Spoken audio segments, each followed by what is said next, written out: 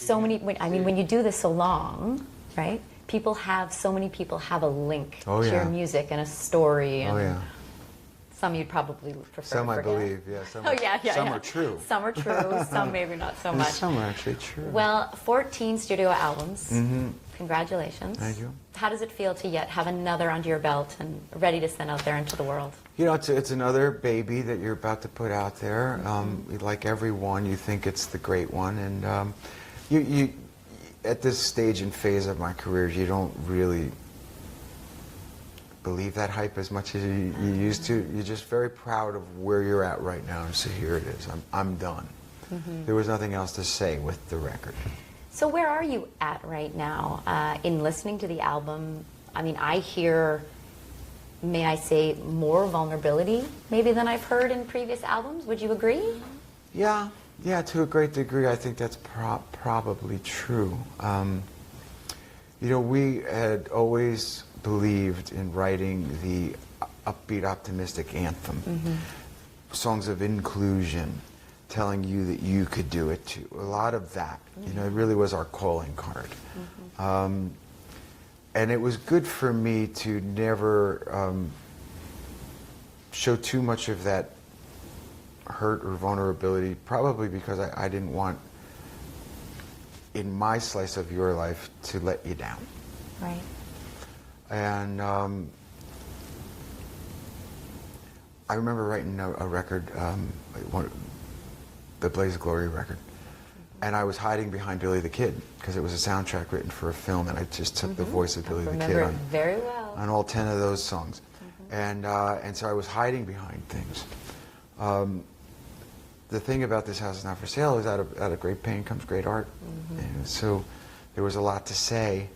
And these last 3 years have not been easy. Even since I saw you last, we went off and did that dozen shows, and it was tough. Coming back to complete this album, all of that was fuel for songs. Of course. Is part of the reason it has been such a tough year was the departure? 3 years. 3 years. That about blink your eyes and it's 3 years. Was the departure? Well, that's part of it. Yeah. Sure. Yeah. Part of it. You know, one element of it. It was, you know, that it was the record contract and you know what was going on with me and the company until we kissed and made up, and a business dealing that I was really put everything I had in my life in. That were all kinds of just things that shook the tree a bit. Right. You know, but you come through them and you move on. That's what life's about. Yeah, moving forward. I remember in our last discussion, you definitely aren't somebody to look back. You're a move forward personality. Yeah. Which, I mean, has to be part of the reason that you've stayed so relevant as a band for so long. Perhaps. I just I was never one to rest on our previous successes. Not that I'm success driven anymore, maybe like I used to be as a kid, or I should freely admit that I was, in fact, as a younger guy.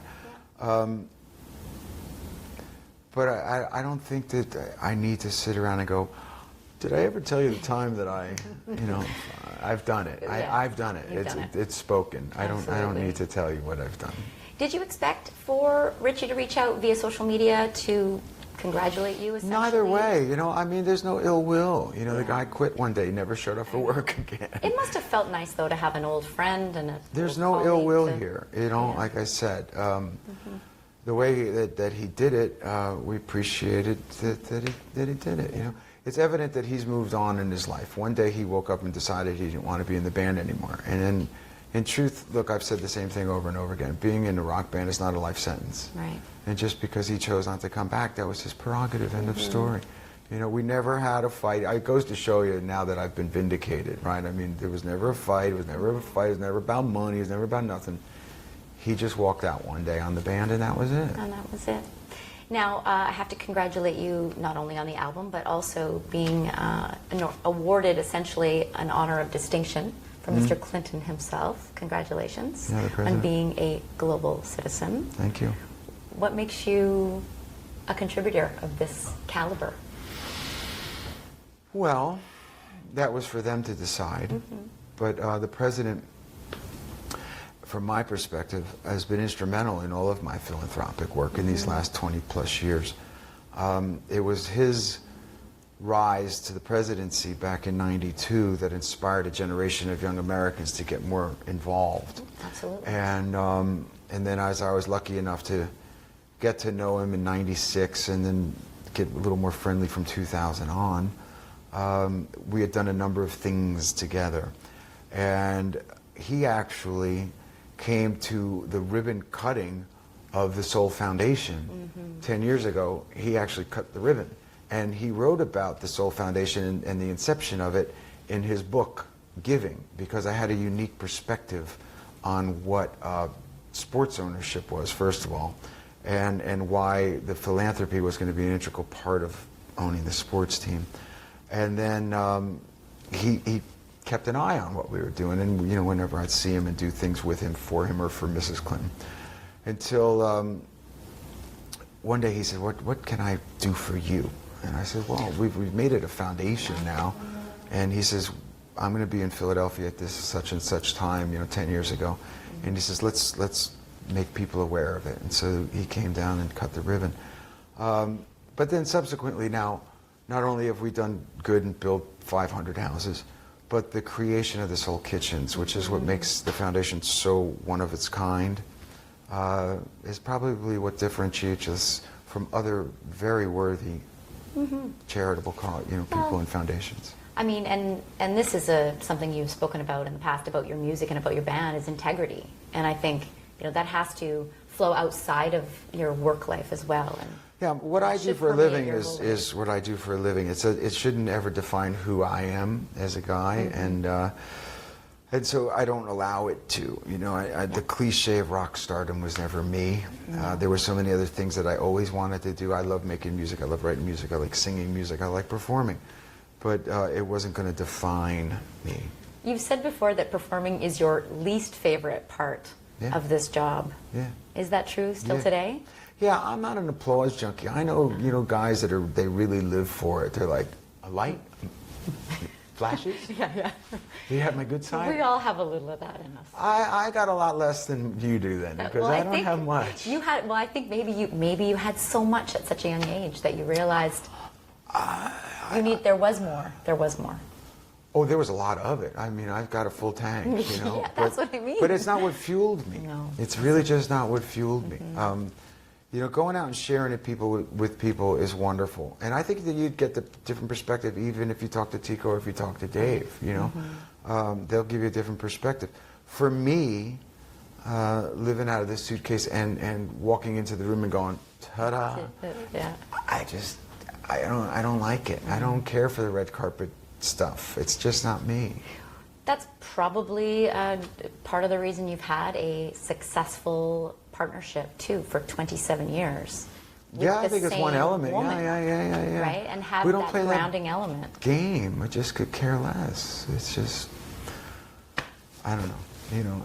I don't want to be on a reality show. You know what I mean? Do you think she's really been a huge part in keeping it real for you? Yeah, absolutely. I got it right the first time.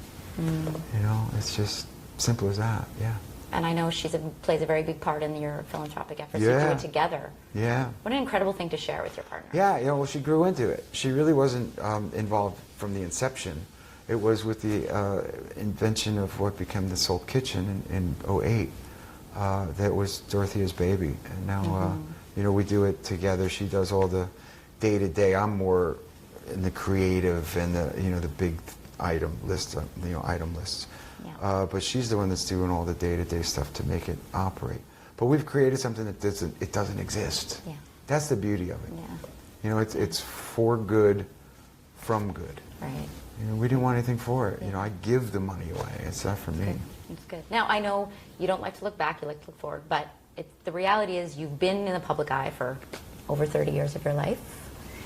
Do you ever think about the notion of sort of aging and growing in the public eye? I mean, come on. Yeah. We're all getting older. This is a fact of life. But as a man, do you think about it the same way that you think women might take that vainly on? You're talking like cosmetic surgery, I think just whatever? thinking about it. I think just having it be on your mind, something you think about. Do you think about that? Getting old? No, it's really not a big deal. When I do is sometimes I feel old. In the joints. That's what sort of freaks me out, because I still think I can run like I did when I was 25, and 30. And the physical aspect of what I do off the stage isn't quite as sharp as it was, which sort of, because my mind is says, of course you can still catch that pass, No, I can't. And then you go to the chiropractor after. Yeah. At least you're still trying to catch it. Yeah, I'm trying to catch it. There you go. Now, I know you're not living that rock star life anymore, but we have a fun little game that I hope you're down for. It's just fun, easy peasy. It's, what do we call it here? We call it Rockstar Confession. Okay. And it's fun. It's fun. Yeah. So, off the top of your head, really quick, easy peasy. You ready? Not good at these things, but go ahead. They're always fun. Audiences love them. Okay. Okay. Rockstar confession number 1. Have you ever sent a naughty text to the wrong person? No. Good for you. Neither have I. Keep the nose clean. Keep the nose clean. Number 2. Don't have proof. Well, I'm not going to look through your phone. Okay. Who's the most famous person in your phone? I don't know. You'd have to look through it. There's a number. There's a few. Well, give me one name. Somebody that would make our audience go, ooh. Quincy Jones. I don't have Quincy Jones. I just threw out a random name. Who? I don't know. Bono and George Clooney and Al Gore and Hillary Clinton. Okay, most people would just have one incredibly famous person, but you just gave me 4. Thank you very much, John. Okay, number 3. What's the one song that you wish you had written and recorded? That's the great See, the greatest compliment I ever give is I say, I wish I wrote that. That's the epitome of respect. And there's so many. For the Canadian audience, everyone wishes they'd written Hallelujah. The only thing that gives me any relief is that it took him 5 years to write that masterpiece. So Bridge Over Troubled Water, Hey Jude, it goes on. Yeah. Hallelujah is a beautiful song. I mean, it's just Cohen Waits, He's a poet. Yeah, Paul Simon, Dylan, my God. The greats. All right, number 4. Who's the best famous person to party with and why? You might have to think back to the old days for this one. Oh, I haven't forgotten how to do that, trust me. Oh my God. I don't know. The ones that hurt the most were the most fun, but I mean, I could tell you Kiefer Sutherland's a professional. Let's just, there's another Canadian. Right, a professional partier. I don't know if Kiefer's a professional. Yes. He's good at everything he does, that one. Very good. Okay. Your biggest vice, if you have Wine and cookies. Wine is not a vice. I mean, cookies maybe, but wine is good for the heart. Yeah, I see you. I'm a wine drinker, obviously. All right, and this is your number 6, your last one. All right. If you had to put a number to it, how many bras do you think have been thrown at you throughout the course of your 33-year career? 2. What? I don't know. It's been, there's been a few. There have been a few. 100? Sure. Yeah. Well, I was basically, I was probably too young to throw a bra when I saw you in 1986 at Slippery When Wet, but I would have. Well, thank you very much. I do appreciate it. It's a pleasure to Thank see you. you It's again, great and to see you. congratulations on everything. Thank you. Everything. Thanks for coming over. Will you be making a speech at your Global Citizens event? You course. will? Oh, I wanted to ask you, actually, just being someone who speaks in front of an audience for a living, does it make you more nervous at the idea of speaking in front of a group as opposed to performing? Or is there a difference? Oh, no. I'm not nervous with it at all. No. When did I just most recently think I had to speak? And it was off the cuff. Because some Oh, artists... just the other night. was 9/11. Yeah. Look, 9/11 here It's will forever, it changed the course of New York and all of our lives. And anyone who lives here knows what the city went through and the world went through. But if you lived here, it was different. And I was playing at the 9/11 tribute, and there were words spoken that just came off the cuff, and because they were heartfelt, they worked. And you talk about the coming together and what it meant something very different to people who lived here than those who watched it on TV. And if there was any great lesson I learned, was anytime there's a tragedy in another part of the world that you see on the news and you think, oh, that's terrible, I feel so sorry for them. And then you click the channel, your life goes on. Yeah. But 9/11 taught me to remember that those people, life doesn't go on. absolutely, absolutely. Yeah. Well, thank you so much All right. once again for your time. And good luck on the 19th and the 21st album release date, 21st of October. Yeah.